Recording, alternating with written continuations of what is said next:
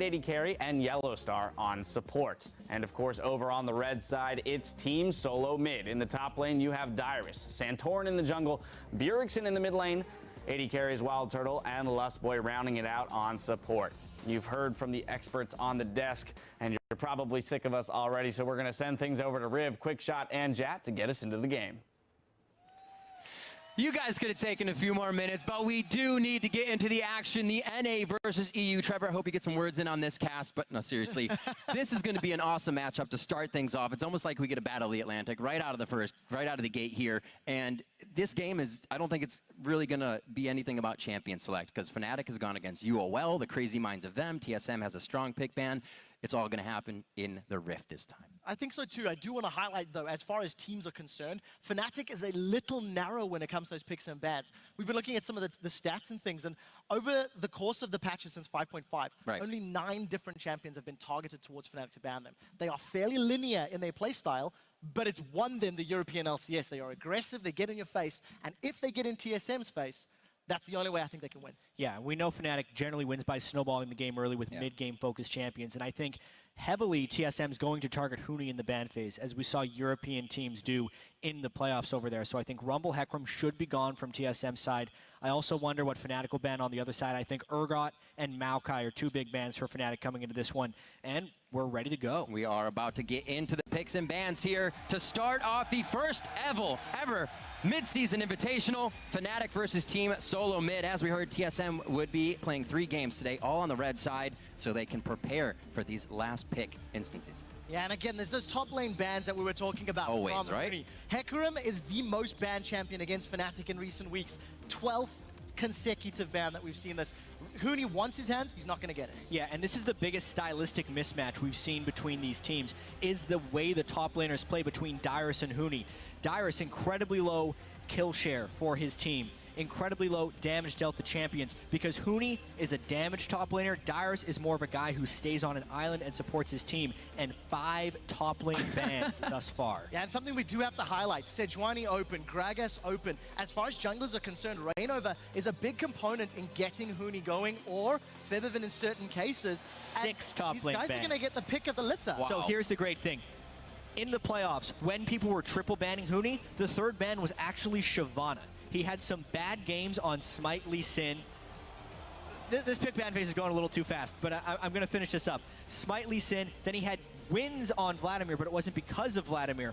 Also in the European playoffs, Urgot was a complete non-factor, yet it was Bjergsen's most played since the Cinderhawk patch, and Fnatic take it away. The only team that played the Urgot was Gambit, and they fell at the first hurdle against Unicorns of Love. This is something we have not seen Fnatic do, and as a team, we keep talking about that relative, mid-game power, mid-game aggressive style. We need to see if they can make Urgot fit the Fnatic playstyle, or maybe they're going to play something completely different here on the international stage.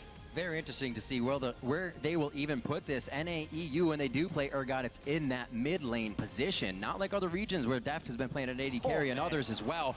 The Gnar gets picked up. I was wondering if we would see this. Neither Fnatic, neither Dyrus or Huni really went at this season. This is what happens when you have 6 top lane bans. We've also seen Gnar have a huge resurgence in both the LPL and the LCK. We know that Gnar is going to be a big pick at the MSI right here, so it's not that surprising that either Dyrus or Huni will have played and practiced a lot of Gnar. It is within their capability to play. It just was not one of their picks during their regional playoffs. Takeaway of the Rek'Sai from Reignover here, his early game pressure. See what he tries to get that back in the game with. And something I have to highlight, Fnatic won the first couple of weeks worth of games by comboing great pick potential from Reignover on Rengar, plus some sniping power from Febiven. With a number of champions available and all the bans, Huni also played a lot of Lissandra. We've got to keep that in mind. We need to see how deep his champion pool goes. If he goes Shyvana or that Lee Sin did not work out very well during the semifinals. Yeah, and this pick ban phase, Fnatic actually showed their hands pretty early here, and I think it's because they were afraid of Bjergsen playing LeBlanc just straight off. So Urgot is that flex pick that can go in the mid lane or as an AD carry. If TSM would have picked Urgot, it would not have been a flex pick because Wild Turtle does not like playing Urgot, but now it's actually going to be Steelback on that. We were expecting Steelback to have a high priority on Sivir this game because he can press the R button and be successful. But now as far as the laning phase goes, they're going to be kind of more okay, and Urgot's a different type of AD carry champion that I think Steelback will be able to execute. Well, we'll need to see how Febiven does in that LeBlanc. 3-2 since 5.5 was implemented. Does have pick potential and some squishies on TSM, but it feels like TSM has got that mid-game team fight set up already. With the Sivir, with Rek'Sai, and we'll need to see if Fnatic can play for the mid to late. The problem is, when Fnatic go mid to late, they lose. Yeah, it seems like a little bit of an arms race right now as far as mid-game team fighting goes. Fnatic's last 2 picks really have to cement their team composition right here.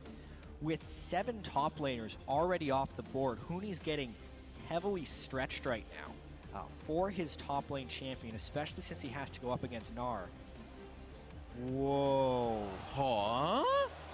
It's potentially a top lane Cassiopeia from Huni right now, which Wouldn't doubt it. that's not something you prep for. I'm going to be honest right now. Yet it could be either the LeBlanc or the Cassiopeia. The Cassiopeia is much more likely, but holy crap. I feel like they banned everything and then took everything TSM would want to play in this game and said, that's the deal. We'll get everything off the board. Wow. Still looking in this, as they were saying, Crumbs mentioning TSM getting the red side. This is where Bjergsen can now counter the entire composition if he wants to, so far as Azir and Castaner are being hovered. Well, we'll see what they decide to lock in. I just want to hit home, for Fnatic, this is completely changing the rules. With Urgot, Cassio, and LeBlanc, this is the first time they've played that combination ever, and it's the first time that they've done that in recent weeks. This is a completely different flavor that Fnatic's been putting out, but they have had a little bit of time to play with. This is so wild. Sejuani and Grog. Sejuani goes completely through the pick ban phase. TSM goes for a mid-game power spike focused team right here. They're gonna have to win this one early, I feel like, because Huni with the damage heavy top laner there in Cassiopeia will have a great late game edge, but it kind of takes away from Huni's mid-game impact already. It's very strange. And we need to see if they can handle that Cho'Gath. Both Huni and Febiven have respectively played Cho'Gath in the last couple of weeks, and I'm going to be frank, they sucked with it. They did not make it work. However, Bjergsen against High in the finals, he had a great performance. We'll be using him like an assassinator, right? Just going around, flashing over wall, bite, chomp, take High down in a second.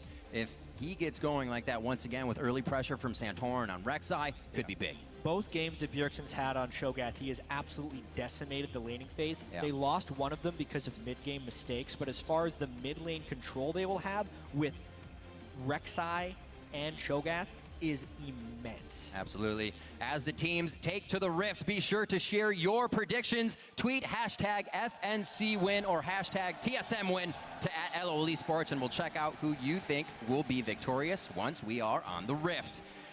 Compositions are locked in. Very different things here coming from Fnatic, Yellowstar, and his rookies that he's brought to the title for Europe, now against the NA/LCS champs. Well, one thing that I definitely want to keep my eyes on is Steelback and Yellowstar as we load onto this Rift. With that tanky, beefy, bruiser duo lane, if they find the 2v2, Steelback has traditionally been incredibly weak in the laning phase, but he cleans up the fights as the mid game rolls around. I want to see how they handle themselves against the hometown heroes. It's going to be something difficult. You think of Urgot, and you're going to have to clean up from being right in the pit of the fight, in the heat of the fire. We'll see how Fnatic works this one out as we start off our first game in the Mid-Season Invitational. We'll see where the bar is set. Yeah, have to talk about the Urgot Nautilus lane. As far as an actual 2v2 lane, that is an absolutely devastating combination, because since Nautilus has the root on his basic attack, it is absolutely devastating. You have to respect every single movement that Nautilus has in the laning phase if you want a chance at staying alive.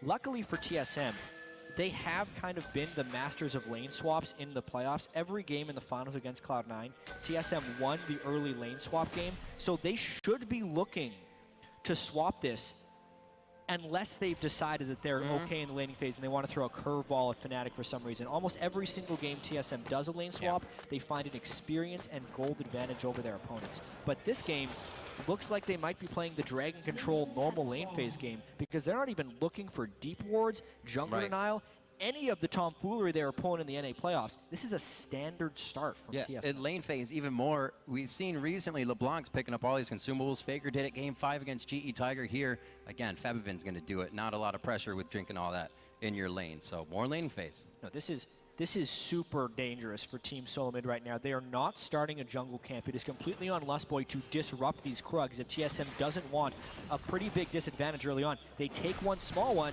and Lustboy, he can't really do much right here.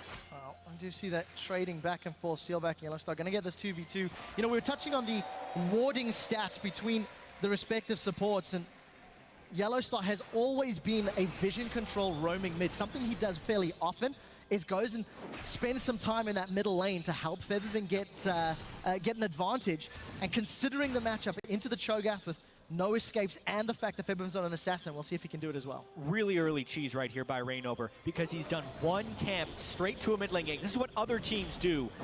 And there goes Bjergsen. Hit up Bjergsen, forcing the flash, a rinse and repeat for sure. Once they get more levels on Febiven, Rainover will surely return to that lane. How many games have we seen in the North American LCS where Lustboy or Santorin do an early gank on a Bjergsen? Fnatic flips it around right here. And this is also why TSM doesn't typically lane in the 2v2. They didn't take early experience. Steelback and Yellowstar get the early level 2. Right. Wild Turtle and Lustboy will be on the back foot for almost the entirety of that laning phase.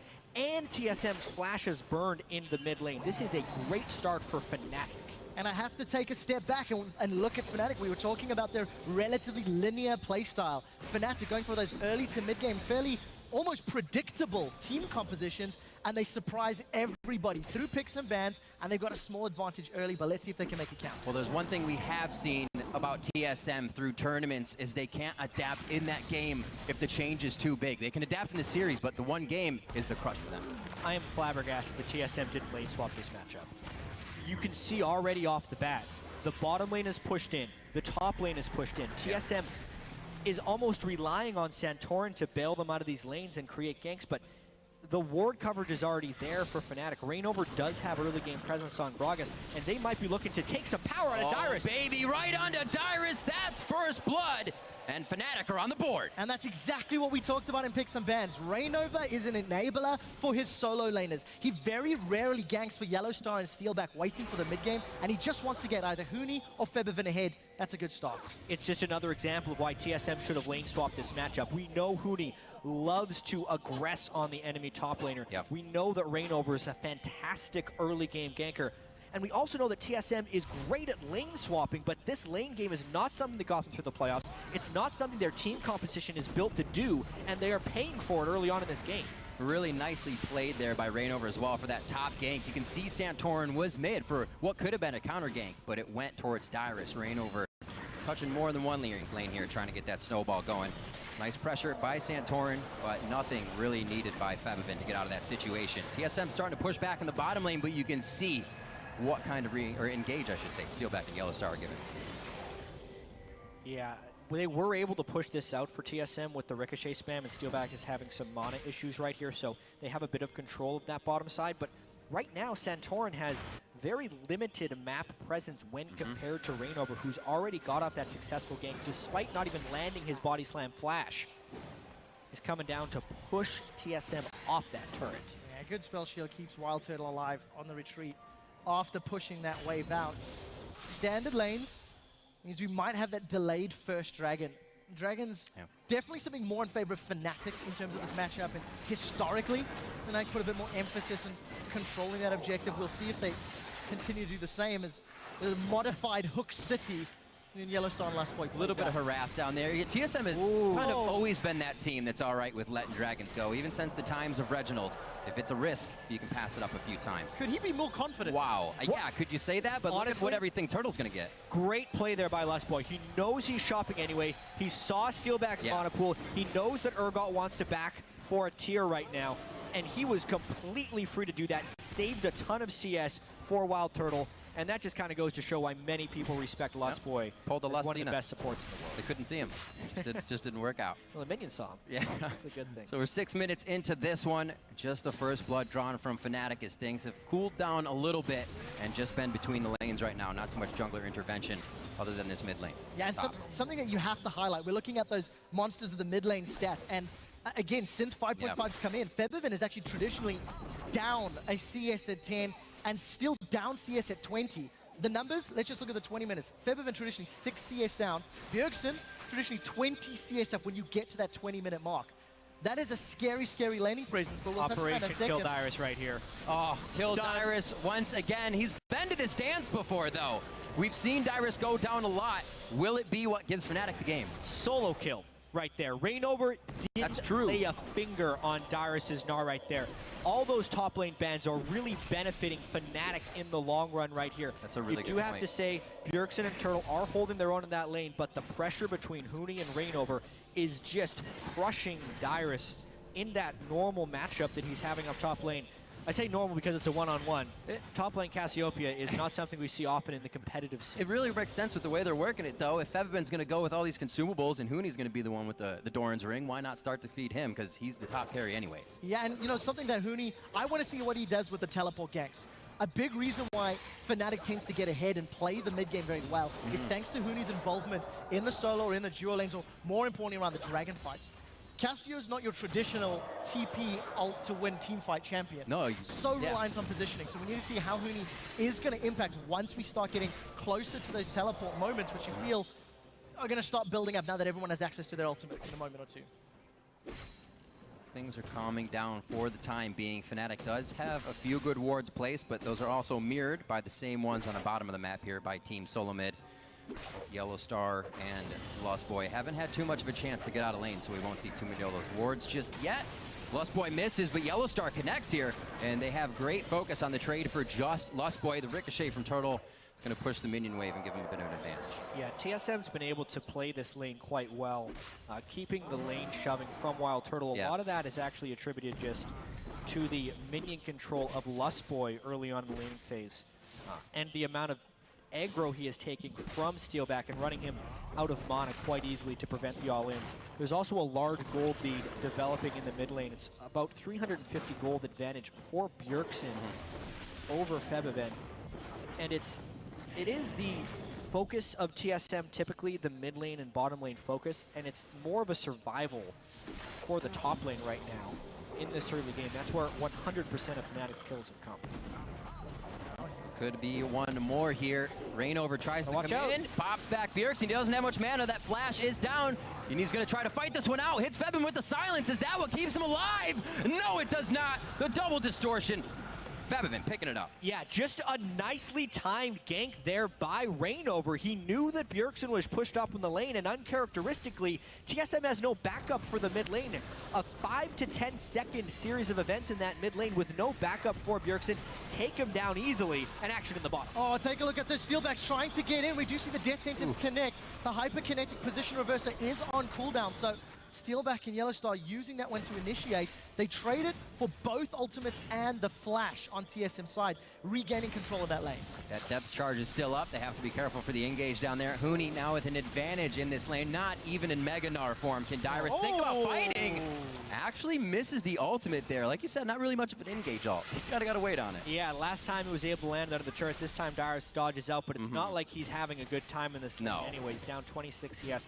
I do want to talk a little bit more about the overall team compositions right here and how critical it was for Febiven to get that kill in the mid lane. Because if he does not snowball ahead of Bjergsen before Bjergsen can tank up, he won't have targets here. And again, the focus on the mid lane. That's that depth charge that was left up. Santorin trying to get something back, but he's not even going to be able to scratch either Febiven or Yellow Star. And there's the roam that we talked about 10 minutes ago.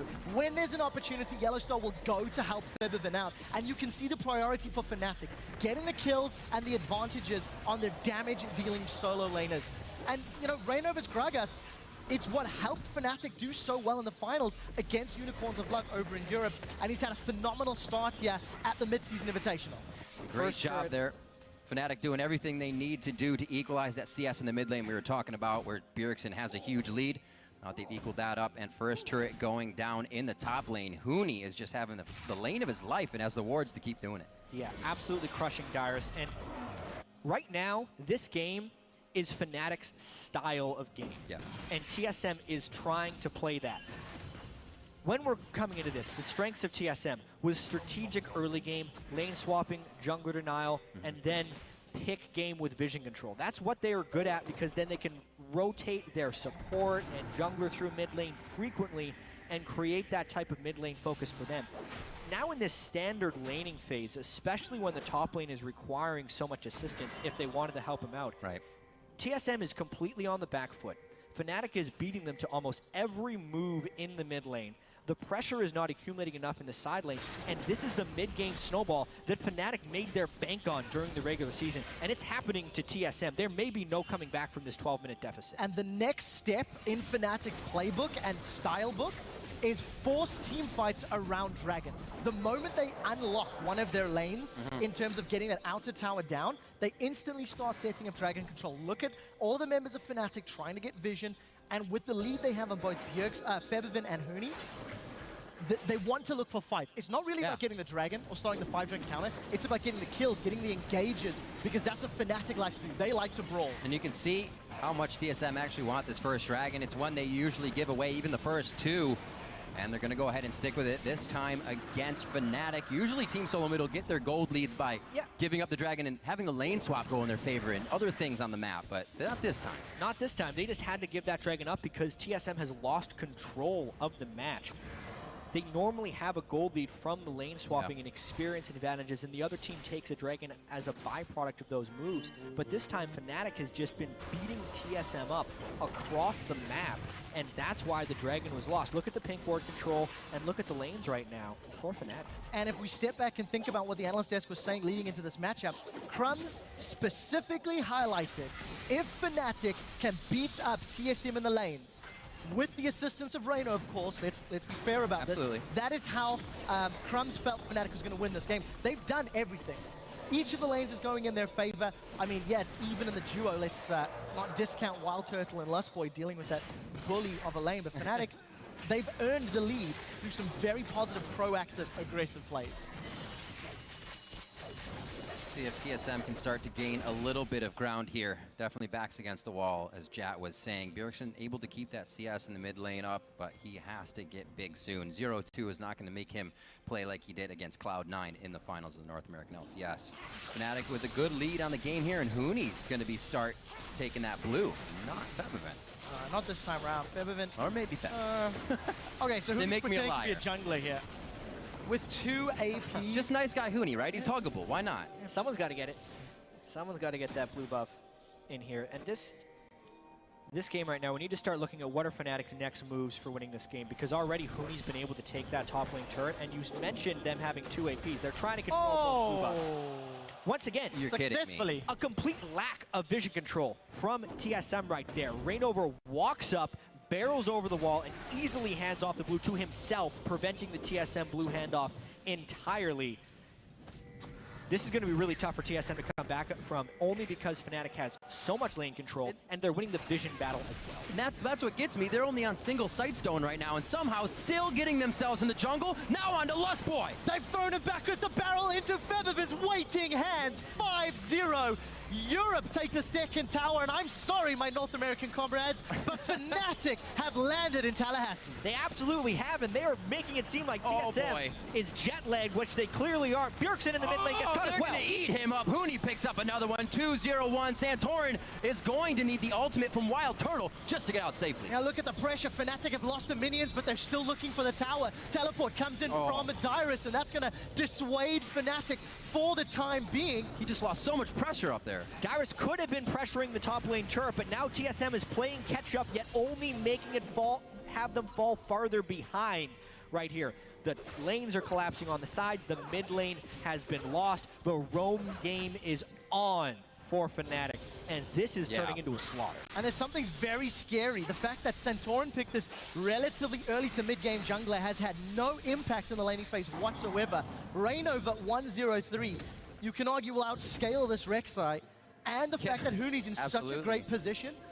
Fnatic have got all the tools they need to completely grab control. The one thing Fnatic cannot afford to do, though, is have mixed decisions when they push the mid to late game. If anybody remembers back to how they played against Unicorns of Love, Fnatic lost both of their matchups to Unicorns of Love thanks to poor decision-making in trying to close the game out.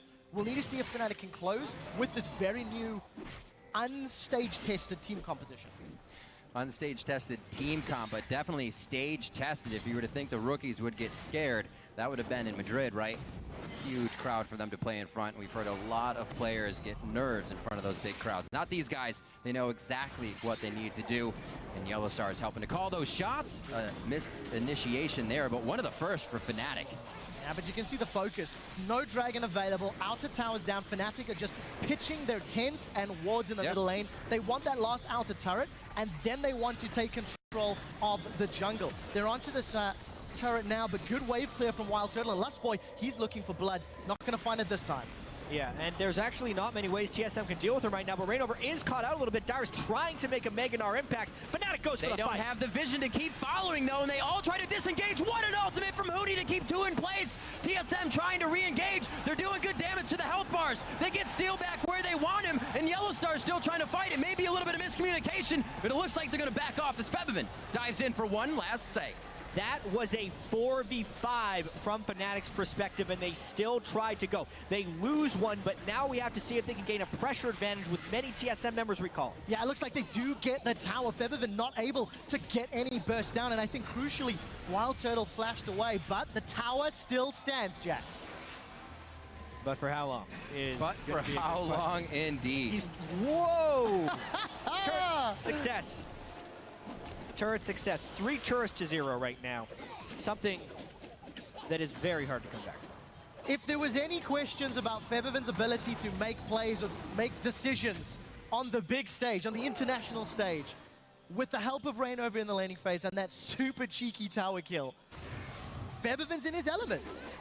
Yeah, and looking at this fight again. So Reignover had to burn a lot of cooldowns just to begin this fight, but the confidence of Fnatic, specifically Huni, knows he's incredibly strong, and now he goes for the flash ult and gets a good amount of damage down.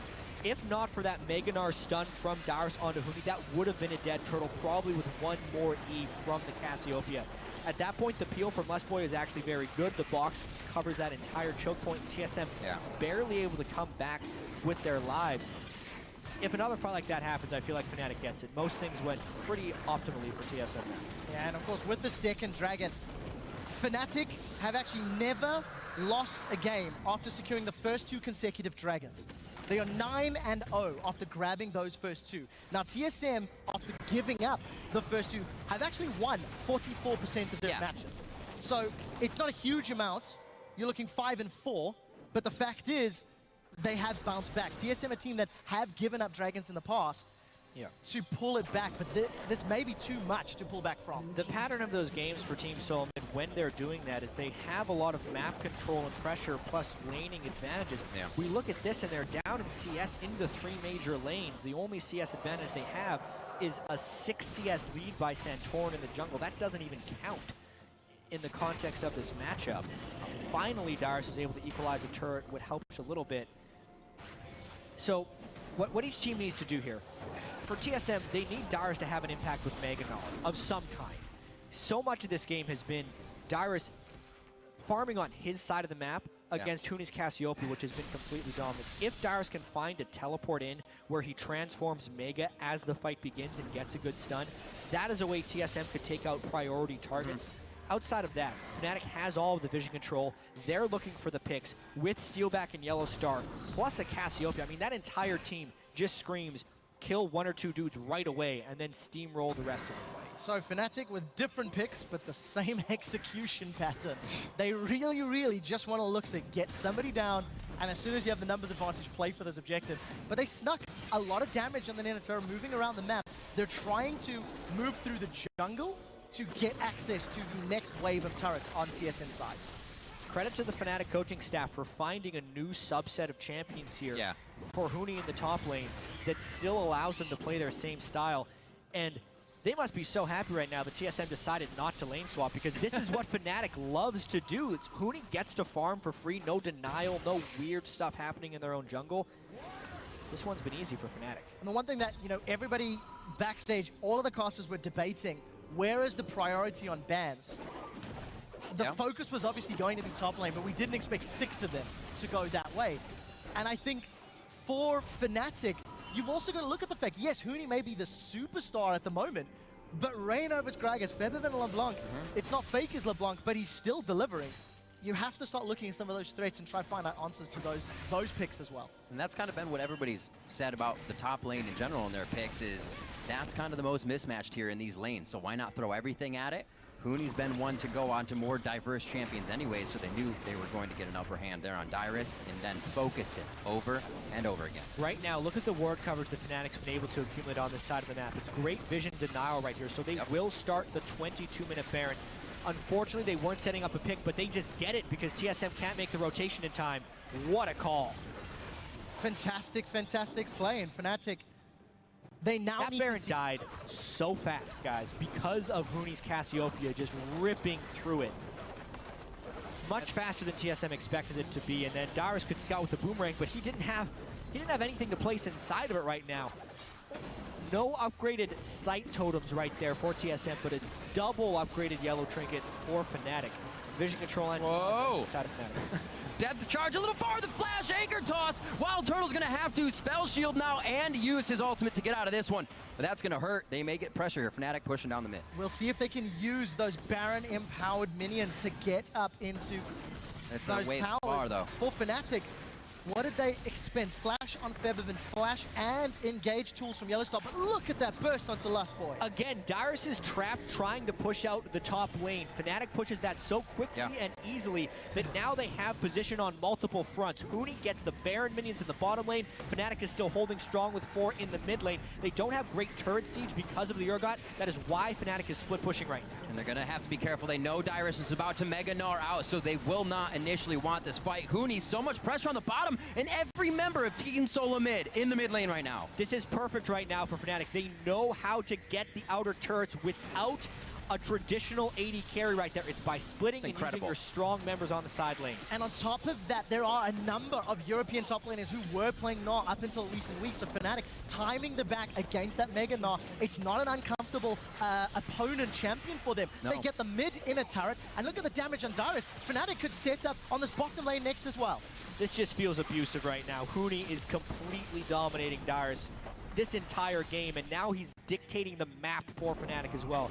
European Rookie of the Split really showing up here at the international event. Look at that. They're going to kill him. Oh! The flash explosive cast. You can see how headstrong Fnatic are right now. Really no care in the world against this TSM composition now that they're in their base. They do have that one pushing onto the inhibitor on the bottom lane. TSM are scrambling to defend, but without the wave clear of Wild Turtle, there's nothing they can do. This is how you use the Baron buff. We knew these teams were in an arm race for mid-game power, and Fnatic has won this arm race. Dyrus trying to get an ultimate off. They have no Sivir right now. They don't have much of anything to do in this fight. Huni goes down only because he pushes too far, but you can see Fnatic low on mana. They have health, and that's enough for him to just kind of hang out. They will finally pull back, though, without any minions on that Baron buff. All right, Huni was being a little foolish right there. that was a reach too far, but he just wanted some hugs. So many of Fnatic's reaches this game have worked out perfectly well. Almost every move Fnatic has made has paid off totally. This is now a 25-minute game with an 8,000 gold lead. Incredible. And a downed inhibitor inside TSM base. And guys, this means more than just EU greater than NA in that conversation. Let's watch this real quick again. Huni went for the kill, but he flashed face first into a death sentence. So not the best execution right there. Credit for Lustboy to having that hook prime. Outside of that, it actually allows TSM to come out of the base and maybe pick up a dragon. Well played by TSM, taking advantage of that. Their first will stall out that 5-dragon counter, but they've got so much more problems to deal with than that one at the moment. Yeah, there's no way this game...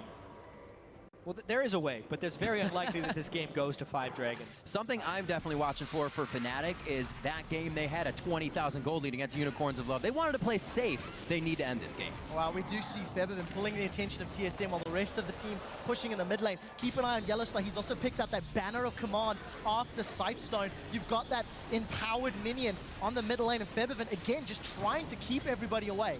All the clever ways of pushing down these inhibitor turrets without a real AD carry right there.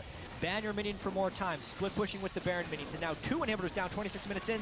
Do we see a fight? Oh, Lustboy absolutely and surgically deleted from the map. This is going to be Wild Turtle portal now. He tries to get himself out, but there's not enough spell shield to save his life on that one. 2 going in for Febiven, and they're looking for the Nexus turrets. So carry on pushing through. They find another one onto Santorum. Bjergsen in full retreat. He takes the fat man down, but gets taken down himself. Holo is killed out of the Nexus turrets as Fnatic get the minion wave pouring through. They're onto Nexus turret number 1. Dyrus has Mega Gnar charging up, but it's not going to be enough to finish it out. He does get the double Gnar onto the wall, and now Dyrus' attention. The wallop isn't going to be enough, but is there enough HP after that? With Lustboy coming out now, misses the hook on Steelback. They're going to have to retreat, but the damage has already been done. One more rinse and repeat, and this should be game 1.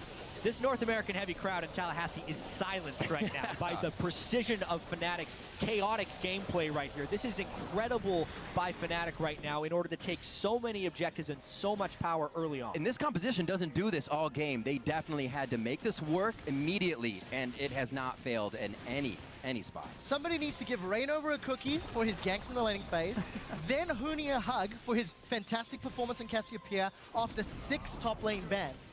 And you need to take a step back. A lot of people had written Fnatic off coming into this tournament. A lot of people had said Fnatic style, it's sloppy, it's messy, it's not good enough. Yeah. 27 minutes in, a Nexus turret and 2 inhibitors down from TSM. Fnatic say otherwise. And it's only the first game of the group stage, but we want to talk about the bracket stage already because we were thinking there was a lot of wisdom around this tournament was thinking Fnatic was going to be competing with AHQ for that 4th spot into the bracket stage. It was like EDG, SKT, and TSM were the ones going in. Yeah, here comes TSM off Katowice. Yeah, winning right there. The European teams that went to IM Katowice had a horrendous showing. Right. The finals in the European LCS looked incredibly chaotic, and obviously this is just one game, but it absolutely begins a whole new conversation about this mid-season invitation. Especially because this is Fnatic's style. Regardless of the champions, they've played in the same way and the same manner they have in the European LCS. But TSM have not. Picks and bans different, not lane swapping, decision making early. It's kind of Fnatic did them, they've done what they always do, and TSM you have to ask some questions. Febiven even cheeky enough to find Bjergsen in the bush. The Death Sentence connects! They're trying to use the Fnatic brush against Fnatic. That doesn't work. They go on to Bjergsen. He's going to get locked down, and they are just surveying the fight now. Who's next? No worries. Dyrus is going to be it, and this is when they have the Mega Gnar. Nobody else can actually follow up, and we're going to see this 2nd-tier turret going down. Steelback continues to push through, and Fnatic set their sights on the last remaining inhibitor turrets. There are 2 downed inhibitors already, so normally Fnatic would just have to wait for those to push in, but they've already killed 2 people on TSM. This 3rd inhibitor is free. Definitely sealing the deal as they turn TSM's base into shambles. They're looking for that last inhibitor. They just want to go around the horn and take everything because they have absolutely earned it this game. And look at them backing off. This is again what we talked about. When Fnatic was overconfident Super safety. and pushed Nexuses against the Unicorns of Love, it backfired multiple times. Yellowstar was playing Nautilus, trying to backdoor, and it didn't work out. It's very good to see because this is some growth that Fnatic did not demonstrate during the regular splits. We can call it growth. I think they could have ended this game easily right there, but they're going to go for the Baron. Let's take the 110% certain Damn it, victory. Jad, I am proud of them. They are showing restraint They did it! and All right. control because Fnatic had not all spring long. Maybe the Baron is a little over the top, but you know what? I'm still on board. I dig it. Yeah, this next push, they've gone back to base. They're even buying elixirs to go with this Baron. They can Banner of Command to Siege Minion already. There's only 1 Nexus turret living for Team Solomid. There's 7 camps, 1 scuttle they got to take first as well before they get into the base. The Dragon's up They're in going minute to go 15. for the Dragon. Here's the scuttle, so they're going to get scuttle down. No worries on that. A very, very methodical play Hang here on a by second, hang on a second. Fnatic, but- Are the North American casters a little salty that Fnatic are beating TSM so convincing? I'm not salty. This is an amazing Absolutely game. not. You're pulling salt out of thin air right here, Trevor, because this is Fnatic displaying their play style, working on the international stage. I do have to say, though, TSM is not playing their game whatsoever. That's fair. No way. This is it's an incredibly uncharacteristic style for TSM to open a game. The top lane bans have heavily affected Dyrus. Santorum is playing a jungler he has not had much success on in Rek'Sai, especially in the Cinderhawk patch. 0-2 on that champion. Don't know why they wouldn't have gone with Sejuani. Don't know why TSM went lane swap. They're flabbergasted, though, by this Fnatic team early on because it does not look like they know how to deal with the Fnatic playstyle. Maybe TSM overthought themselves or overprepped themselves because this is going to be their defeat. Definitely looks like it's going to be soon. Just waiting for the mid inhibitor to come back up, but this is now giving TSM more chances to fight, and you can see how safe Fnatic's playing it, staying in that death ball, making sure they get everything they want before they make the final push.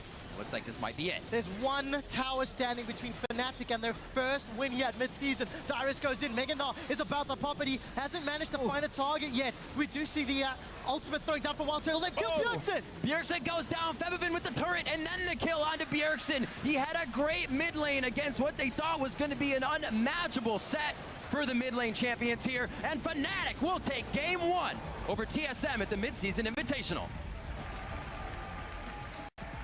Chat, you said it a few minutes ago. Local audience stunned by that performance. Our letters may be NA, but we're not made of salt, Trevor.